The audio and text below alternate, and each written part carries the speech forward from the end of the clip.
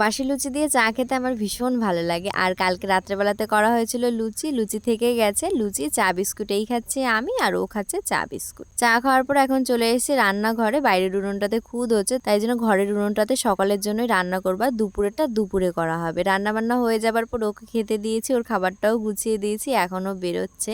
সবসময়ের জন্য না ট্রেন টাইম এসে ৮-১০ মিনিট আগে বেরোবে আর খুব জোর সাইকেল চালিয়ে তাই যাবে। আজকে ওকে বললাম যে একটু আগে আগেই বেরো, তাহলে ধীরে ধীরে সাইকেল চালিয়ে যেতে পারবে। তো ও যাওয়ার পর ওই দাদুটাকে খেতে দিয়েছি, তারপরে নিজেও খাওয়া দাওয়া করে নিয়ে রান্নাঘরটা লিপে নিয়েছি। আর এখন এইদিকে বসেছি থালা বাসনগুলো ধুতে। বাবা এখন গরু স্নান করাচ্ছে আর আমারও কিছু জামা কাপড় ধুতে হবে। কল চাপতে ইচ্ছা হচ্ছে না, ওই জন্য বাবাকে বললাম একটু জল দিতে। তো জামা কাপড়গুলো ধুয়ে নিয়েছি। আর এই ডালাটা একটু নোংরা হয়ে গেছে, মানে অনেক কষ জাতীয় জিনিস মানে ধোয়া হয়, ওই জন্য কালো কালো হয়ে গেছিল। তো এটা ধুয়ে নিয়ে স্নান করে নিয়েছি, রান্নাঘরে চলে এসেছি। আমি আর মা দুজনে মিলে রান্না করছি। এখনো তো একাদশী রয়েছে, সিমাই করা হচ্ছে, রুটি আর কুমড়োর তরকারি, এই সব দিয়ে আজকে খাওয়া দাওয়া করা হলো।